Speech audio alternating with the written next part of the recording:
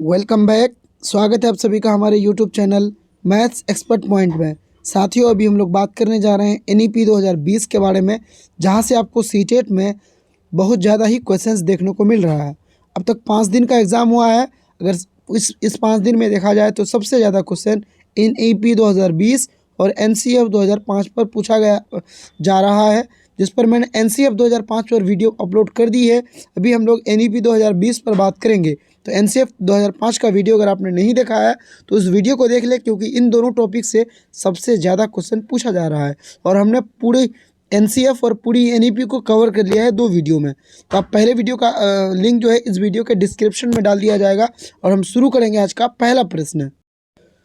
दोस्तों, चैनल में नए हैं तो लाइक और सब्सक्राइब कर दें। चलिए, पहला प्रश्न है, स्कूल पाठ्यक्रम के 10+2 पैटर्न की जगह कौन सा पैटर्न रहेगा?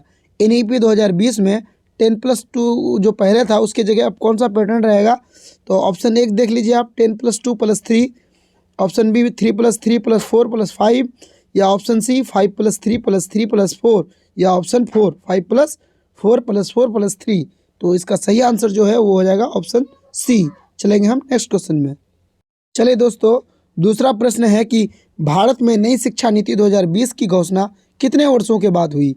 तो ये जो है कितने वर्षों बाद हुई? 35 साल बाद हुई, 34 साल बाद हुई, 30 साल बाद हुई, या फिर यहाँ डबल 30 हो गया, या मान लेते हैं यहाँ 36 साल बाद हुई। तो ऑप्शन कौन सही होगा? बी, यानी 34 साल बाद नई शिक्षा नीति की घोषणा हुई है। इससे पहले कब हुई थी ये नई शिक्षा नीति, ये शिक्षा नीति की घोषणा? तो ये इससे पहले हुई थी 1904 ईस्वी में। चलेंगे हम नेक्स्ट प्रश्न में। आपको ये बताना है कि अब तक कितनी शिक्षा नीति लाई गई है।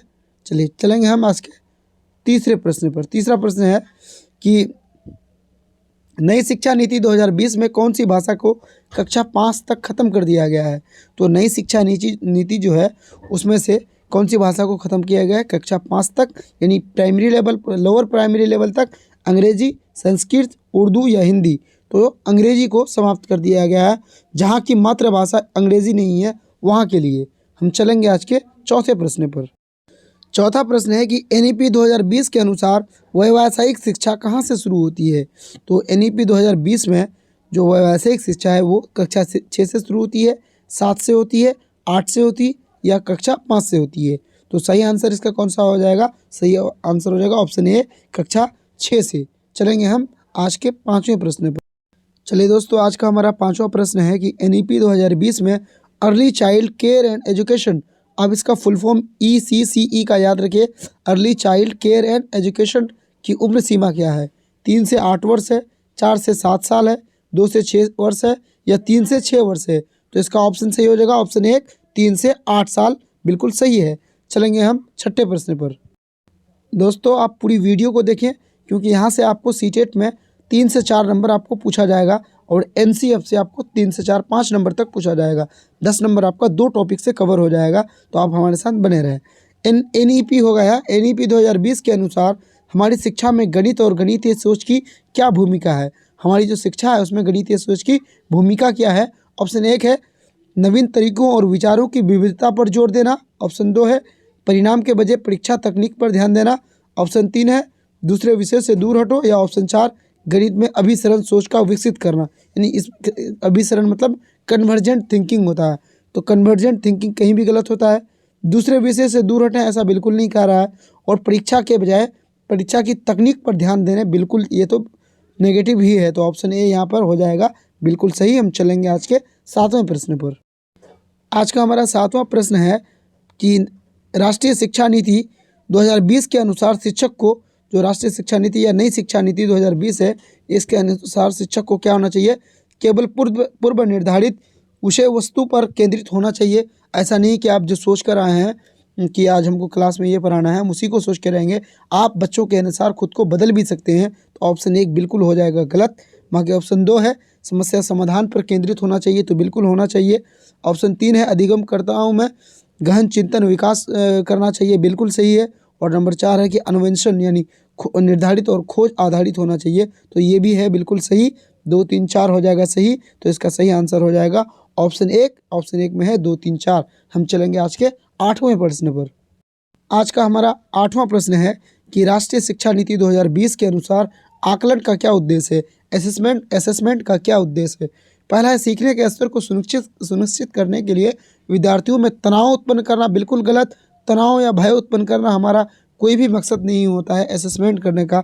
और दूसरा है अध्यापन अधिगम क्रियाओं को दोहराना क्या है? नेगेटिव वर्ड है, इसलिए ये हो जाएगा गलत।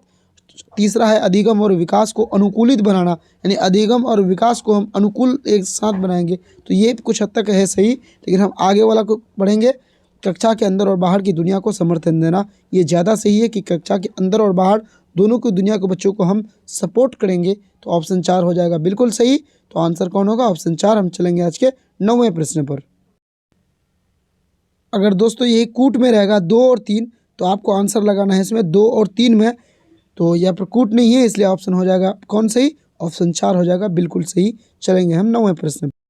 आज का हमारा 9वां प्रश्न है कि राष्ट्रीय शिक्षा नीति 2020 के अनुसार विद्यार्थियों को किन आयामों की प्रगति व अद्वितीयता को शामिल करना चाहिए? एनईपी 2020 के अनुसार विद्यार्थी के किन प्रगति व अद्वितीयता को शामिल करना चाहिए? पहला है संज्ञानात्मक, सामाजिक, आध्यात्मिक। देखिए आध्यात्मिक कोई बात नहीं की गई है एनपीई में, और सामाजिक की बात की गई है, आध्यात्मिक की बात नहीं की गई है। संज्ञानात्मक और भौतिकी, देखिए भौतिकी की बात नहीं की गई। संज्ञानात्मक, भावनात्मक और मनोगत्यात्मक, बिल्कुल सही है। संज्ञान की भी बात की है, भावनात्मक और मनोगत्यात्मक की भी बात की गई है, लेकिन चौथा में है भौतिक, इसलिए हो जाएगा ये भी गलत। ऑप्शन 3 बिल्कुल है सही। चलेंगे हम 10वें प्रश्न पर। चलिए दोस्तों 10वां प्रश्न है खाली जगह वाला प्रश्न है, 2 खाली जगह है। राष्ट्रीय शिक्षा नीति 2020 के अनुसार डैश प्रयोग डैश को प्रोत्साहित करने के लिए करना चाहिए। किसको हम प्रोत्साहित करेंगे? तो पहला ऑप्शन है कंठस्थीकरण, यानी रोट मेमोराइजेशन, हो जाएगा गलत। और देखिए रोट जहाँ जहाँ है आप जानते ही हैं, कंठस्थीकरण या रटना क्या होता है? रोट मेमोराइजेशन, ये बिल्कुल नेगेटिव होता है, इसको हटा देना है। और चौथा में जब आप देखेंगे रिकॉल यानी दोहराना, ये भी है नेगेटिव। प्रत्यास्मरण मतलब याद करना इसका होता है, तो ये गलत है। तो 3 तो वैसे भी गलत हो गया, तो इसका मतलब कि जो तीसरा बच गया है, चौथा जो बच गया है ऑप्शन 3 में है वो, ये होगा सही। अनुभव जनित अधिगम और समलोचनात्मक, इंग्लिश में इसको बोलेंगे experimental learning and critical thinking वाला होना चाहिए, तो ऑप्शन 3 हो जाएगा बिल्कुल सही। चलेंगे हम 11वें प्रश्न पर। आज का हमारा 11वां प्रश्न है कि राष्ट्रीय शिक्षा नीति 2020 का प्रस्तावित करती है, यानी किसको प्रस्तावित करती है? एनईपी 2020। ऑप्शन 1 में है विद्यालय की पाठ्यचर्या की विषय वस्तु में कटौती, तो विषय वस्तु में कटौती की बात कहीं भी एनईपी 2020 नहीं कहा है, तो ऑप्शन 1 यहाँ पर हो जाएगा बिल्कुल गलत। और ऑप्शन 2 है विद्यालय की पाठ्यचर्या में लचीलेपन की वृद्धि, तो एनईपी 2020 लचीलापन करने के लिए कह रहा है, तो ऑप्शन 2 होगा सही। और ऑप्शन 3 है रटन अधिगम को महत्व देना, रटने को कोई भी महत्व देने के लिए नहीं कह रहा है, तो ऑप्शन जो 3 है वो भी हो जाएगा गलत। और चौथा है कि विवेचनात्मक चिंतन का महत्व देना, यानी क्रिटिकल थिंकिंग को महत्व देना, तो ये बिल्कुल है सही। तो ऑप्शन 1 और ऑप्शन 4 है सही। तो हम देखेंगे किस में है ऑप्शन 1 और 4, तो जब हम देखेंगे तो ऑप्शन 1 में ही है, ऑप्शन 1 और 4, तो 1 हो जाएगा सही। चलेंगे हम आज के 12वें प्रश्न पर, जो कि बहुत ज़्यादा ही महत्वपूर्ण है आपके लिए। तो आज का हमारा 12वां प्रश्न है कि निम्न में कौन सी शिक्षण शास्त्रीय रणनीति राष्ट्रीय शिक्षा नीति 2020 द्वारा प्रस्तावित की गई है या प्रस्तावित हुई है? तो एनईपी 2020 के द्वारा कौन सा शिक्षण शास्त्रीय नीति को प्रस्तावित हुई है? ऑप्शन 1 में है इंक्वायरी बेस्ड लर्निंग, इन्वेंशन आधारित अधिगम, तो ये प्रस्तावित हुई है, 1 सही है। 2 में है कथावाचन यानी स्टोरी टेलिंग बेस्ड पेडागोजी, ये भी बिल्कुल सही है कि स्टोरी टेलिंग पर बात की गई है एनईपी में। 3 है वैधन तथा बार बार अभ्यास यानी ड्रिल एंड प्रैक्टिस और ड्रिल की बात नहीं की गई है, 3 गलत हो जाएगा। और 4 में है चर्चा अधिगम आधारित अधिगम, डिस्कशन बेस्ड लर्निंग, इस पर तो बिल्कुल ही फोकस किया गया है, तो ऑप्शन 4 भी होगा सही। 1, 2 और 4 जिसमें होगा वो होगा सही, बाकी होगा गलत। तो जब हम देखेंगे तो पहला में 1, 2, 4 नहीं है, गलत हो जाएगा। दूसरा में 1, 2, 4 है, तो ऑप्शन बी बिल्कुल सही होगा। चलेंगे हम नेक्स्ट प्रश्न की ओर। अगर आपको ये पीडीएफ चाहिए दोस्तों, तो हमारे टेलीग्राम जो लिंक है इस वीडियो के डिस्क्रिप्शन में, वहाँ से आप इस पीडीएफ को भी डाउनलोड कर सकते हैं। चलेंगे हम आज के 13वें प्रश्न पर। आज का हमारा 13वां प्रश्न है कि विद्यार्थियों के आकलन के लिए राष्ट्रीय शिक्षा नीति 2020 द्वारा निम्न में कौन से उपकरण विधियाँ प्रस्तावित की गई है? यानी एनईपी 2020 के द्वारा कौन से उपकरण को प्रस्तावित किया गया है? ऑप्शन 1 में है रोल प्लेज यानी भूमिका अदा, तो बिल्कुल इस पर बात की गई है, ऑप्शन 1 सही है। ग्रुप वर्क समूह कार्य में करना, ये भी इस पर भी बात की गई है, ऑप्शन 3 है। पोर्टफोलियो, इस पर तो बहुत ज़्यादा ही बात की गई है, ऑप्शन 3 भी सही है। और ऑप्शन 4 में है परियोजना यानी प्रोजेक्ट, इस पर भी बात की गई है, यानी चारों ऑप्शन यहाँ पर बिल्कुल सही है। तो इसका देखेंगे किसमें 1 2 3 4 है। जब आप देखेंगे तो आपको दिखाई देगा कि ऑप्शन डी में चारों सही है, इसलिए हो जाएगा ऑप्शन डी सही। चलेंगे हम 14वें प्रश्न पर। चलिए, ये थोड़ा सा बड़ा प्रश्न लग रहा है लेकिन लेंदी प्रश्न नहीं है दोस्तों। ये ऐसा क्वेश्चन बिल्कुल पूछा गया है, हो सकता है कि आपके कल ही एग्जाम में ये देखने को मिल जाए। हेतल घर में गुजराती बोलती है और इस भाषा को पढ़ने और लिखने में उसका प्रवाह है। उसके विद्यालय में निर्देश का माध्यम हिंदी है। वो ये भाग नहीं जानती है। राष्ट्रीय शिक्षा नीति 2020 के अनुसार इस स्थिति में विद्यालय क्या करना चाहिए? तो क्या है कि हेतल जो है, कोई बच्ची है, वो गुजराती जानती है लेकिन वो स्कूल की भाषा नहीं जानती है। ऐसे में NPE 2020 इस बच्चे के बारे में क्या करेगी? पहला है, हेतल को विद्यालय में सिर्फ हिंदी बोलने के लिए कहना, बिल्कुल गलत। ऐसा NEP 2020 कहीं नहीं कह रहा है कि बच्चे को जो भाषा नहीं आ रहा है उसी पर बल देने के लिए। ऑप्शन 2 है, बहुभाषावाद की संस्कृति सर्जित करने के लिए सभी बच्चों को एक दूसरे की मातृभाषा का सम्मान करना चाहिए। तो ये बिल्कुल सही है कि बहुभाषावाद की संस्कृति को बढ़ाने के लिए सभी बच्चों को हम कहेंगे कि सभी की भाषाओं को मान्यता दी जाए, एक दूसरे की भाषा की सम्मान की जाए। और ऑप्शन सी में है, अध्यापक को हेतल से कहना चाहिए कि उसने जो कुछ भी घर में सीखी है उसे भूल जाए, ये बिल्कुल गलत है। और 4 में हेतल को उस अनुभाग में भेज देना चाहिए जिसमें निर्देश का माध्यम अंग्रेजी है, ये तो और भी गलत है कि हम बच्चे को सेपरेट नहीं कर सकते हैं। ऑप्शन 2 सही होगा। चलेंगे हम 15वें प्रश्न पर। दोस्तों, यहाँ गलती से 9 लिखा गया है, ये कितना 15वां प्रश्न है हमारा कि राष्ट्रीय शिक्षा नीति 2020 सुझाती है कि कक्षा अधिगम को पाठ्य पुस्तकों तक समेत सीमित करने के बजाय अधिगम और शिक्षा कैसा होना चाहिए, किस पर बात की गई है? पहला है, तथ्यों और ज्ञान के कंठस्थीकरण, बिल्कुल गलत है। ज्ञान का कंठस्थीकरण या तथ्यों की बात कहीं भी नहीं की गई है NEP 2020 में। प्रत्येक 3 माह के बाद विद्यार्थियों की विषय वस्तु को बढ़ा देना, यानी प्रत्येक 3 महीना के बाद सिलेबस बढ़ा देना, इस पर भी बात नहीं की गई है। ऑप्शन सी में है, खोजबीन और समालोचनात्मक चिंतन के विकास पर केंद्रित होना चाहिए। तो ये बिल्कुल सही है। कैसा होना चाहिए? खोजबीन और समालोचनात्मक चिंतन पर होना चाहिए। और ऑप्शन 4 में है, परीक्षाओं के लिए सीखने पर केंद्रित होना चाहिए, यानी बच्चे को हम क्या तैयार करेंगे? परीक्षाओं के लिए तैयार करेंगे। तो ये बिल्कुल गलत है। तो ऑप्शन 3 यहाँ पर हो जाएगा सही। हम चलेंगे नेक्स्ट क्वेश्चन में। तो वो जो 9 नंबर लिखा हुआ था वो एक एक्स्ट्रा क्वेश्चन था। ये है हमारा 15वां प्रश्न, राष्ट्रीय शिक्षा नीति 2020 में निम्नलिखित में से कौन सा प्रावधान नहीं सुझाया गया है, यानी किस प्रावधान को NEP 2020 में नहीं बताया गया है? प्रत्येक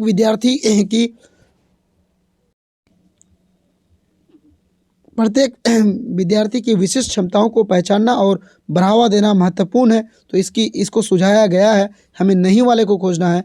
ऑप्शन 2 में है, राह मार कर सीखने और परीक्षाओं के लिए सीखने के बजाय मतलब कॉन्सेप्ट यानी समझ पर बल देना चाहिए, यानी इस पर भी NEP 2020 बात की है।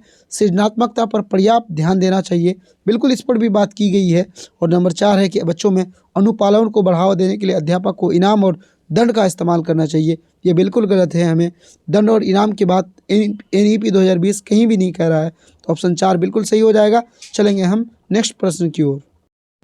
दोस्तों, फटाफट से आप लोग लाइक और कमेंट कर दें और दोस्तों के साथ शेयर जरूर करें कि राष्ट्रीय शिक्षा नीति NEP 2020 में आकलन के संदर्भ में विद्यार्थियों को किस प्रकार की प्रगति प्रस्तावित किया गया है, यानी असेसमेंट जो किया जाएगा NEP 2020 के अनुसार, तो वो कैसा होगा? पहला है, ऐसी प्रगति पत्र जिसमें विद्यार्थी की प्रदर्शनों को अन्यों की तुलना में सापेक्षित किया हो, बिल्कुल गलत है। और वर्ष पर्यंत पेपर और पेंसिल परीक्षा में विद्यार्थियों को प्रदर्शन का प्रगति पत्र, ये भी गलत है कि बच्चों का जो है हर साल एग्जाम लेकर उसका प्रगति पत्र तैयार करें। चौथा में है, योगात्मक एक आयामी प्रगति यानी समेटिव असेसमेंट पर ध्यान दिया जाए, तो ये भी गलत है। और 360 डिग्री बहुआयामी प्रगति पत्र, यानी बच्चों का जो हम असेसमेंट करें वो ऑलराउंड हो, हर तरह की बात हो, तो ये बिल्कुल है सही, इसलिए ऑप्शन 3 यहाँ पर हो जाएगा सही। चलेंगे हम नेक्स्ट क्वेश्चन। चलिए दोस्तों, हम बात करेंगे राष्ट्रीय शिक्षा नीति 2020 में प्रस्तावित समग्र यानी 360 डिग्री बहुआयामी उन्नति पत्र को क्या दर्शाना चाहिए? 360 डिग्री का क्या मतलब होता है NEP 2020 में? आपको अच्छे से इस बात को याद रखना है। विद्यार्थियों के प्रदर्शन की दूसरे प्रदर्शनों में विद्यार्थियों को अंकों से तुलना करने की बात कहीं भी नहीं है। तुलना करने की बात वैसे भी पेडागोजी में गलत होता है। और 2 में है, विद्यार्थी की संज्ञानात्मक, भावनात्मक और मनोगत्यात्मक आयामों में प्रगति, यानी विद्यार्थियों की ऑलराउंड डेवलपमेंट, हर तरह की सिर्फ शैक्षिक नहीं बल्कि गैर शिक्षिक बातों को भी लिया गया है। तो ये ऑप्शन 2 बिल्कुल सही है।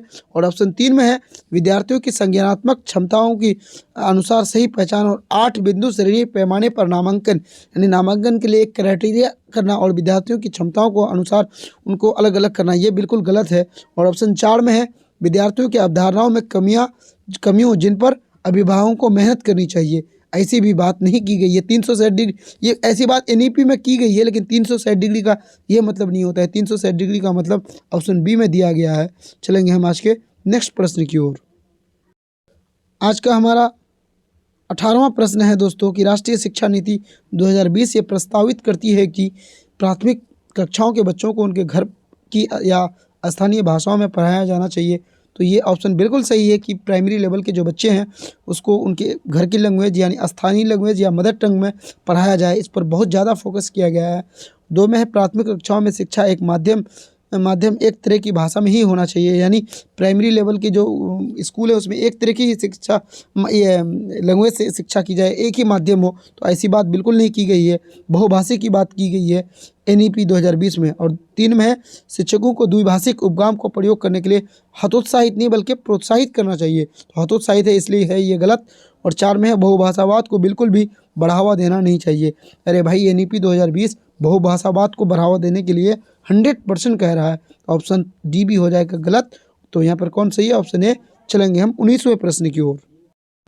और राष्ट्रीय शिक्षा नीति 2020 में विद्यार्थियों के आकलन हेतु प्रस्तावित समग्र 360 डिग्री बहुआयामी रिपोर्ट के संदर्भ में कौन सा कथन सही नहीं है? यानी आपको गलत कथन को चुनना है 360 डिग्री के बारे में। पहला है रिपोर्ट में स्वयं और सहपाठियों का आकलन सम्मिलित हो, बिल्कुल सही है।